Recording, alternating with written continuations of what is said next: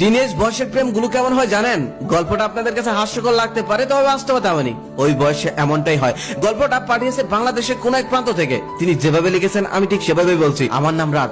2020 সালে আমার একটা ছেলের সাথে পরিচয় হয় আমার এসএসসি মডেল টেস্ট পরীক্ষার কিছুদিন আগে। ওর ফুফাতো বোন আমার ক্লাসমেট ছিল, যেই সুবাদে ওর সাথে আমার পরিচয় হয়। পরিচয় হওয়ার পর আমাদের মাঝে মধ্যে এসএমএস এ কথা হতো। একটা সময় পর মাঝে মধ্যে কথা থেকে আমাদের বন্ধুত্ব তৈরি হয়। বন্ধুত্ব তৈরি হওয়ার পর আমাদের রাত দিন কথা চলে মেসেজের মাধ্যমে। এভাবেই কিছুদিন কথা বলার পর একদিন হঠাৎ ও আমাকে প্রপোজ করে ফেলে। তার সাথে ও সেদিন কাঁদতে কাঁদতে বলে ও নাকি আমাকে খুব ভালোবেসে ফেলেছে। 11 জানুয়ারি 2020 আমাকে ও প্রপোজ করে, তবে আমি ওকে বারবার রিজেক্ট করে দেই, কারণ আমরা দুজনে স্টুডেন্ট ছিলাম। আবার আমি ওর প্রতি এতটাই আসক্ত হয়ে পড়েছিলাম যে আমিও চাইতাম ও যেন আমার থেকে কখনোই না হারিয়ে যায়। ও তখন আমাকে ছাড়া কিছুই বুঝতো না, পাগলের মতো ভালোবাসতো। আমি যদি ওকে বলতাম এই কাজটা করো, ও সাথে সাথে করে ফেলতো। আমি যদি বলতাম এই কাজটা করো না, ও সেই কাজটা কখনোই করতো না। ও আমাকে সবসময় হাসি খুশি রাখার চেষ্টা করতো। আমি ওর প্রপোজ অ্যাকসেপ্ট করছি না বলে ও বিষ খেতে যায়, ও ফাঁসি দিতে যায়। তবে ভাগ্যক্রমে ওর ফ্রেন্ডরা ওকে বাঁচিয়ে নেয়। এসব পাগলামি দেখে আমিও ওর প্রতি দুর্বল হয়ে গিয়েছিলাম। 11 জানুয়ারি 2022 ও আমাকে প্রপোজ করে 24 ঘন্টা টাইম দেয়। ওর এসব পাগলামি দেখে সহ্য করতে না পেরে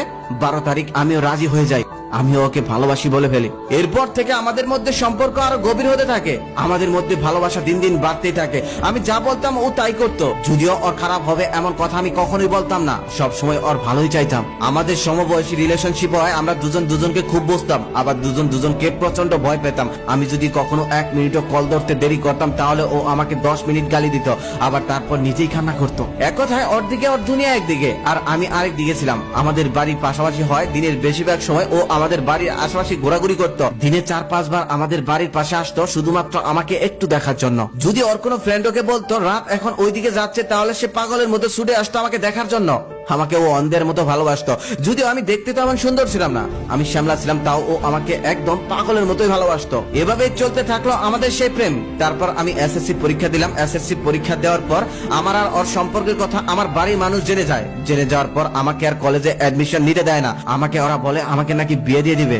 আমার থেকে ফোনটাও কেড়ে নেয়, যার কারণে কোনোভাবে আমি ওর সাথে যোগাযোগ করতে পারি না।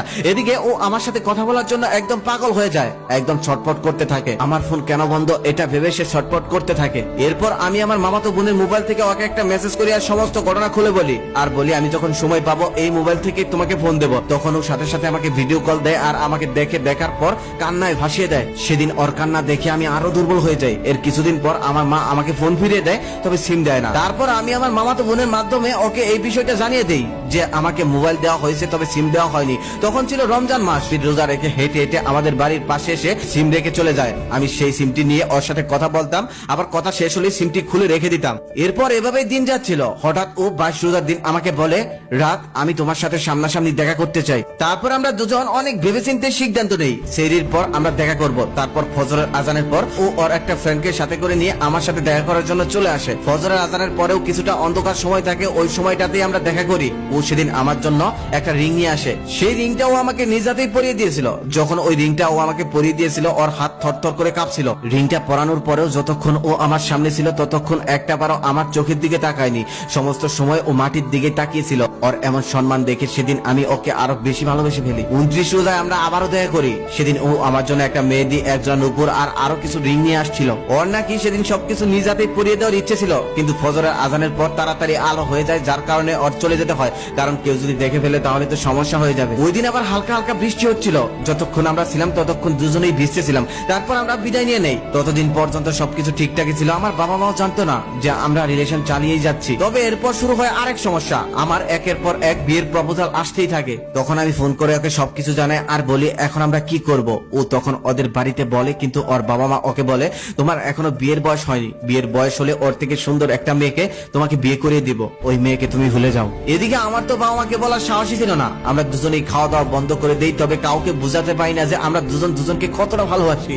অবশ্য 24 মার্চ 2022 আমার বিয়ে হয়ে যায়। খুব কষ্ট পেয়েছিলাম আমি, কিন্তু আমাদের ফ্যামিলি সেদিন আমাদের অনুভূতির মূল্য দেয়নি।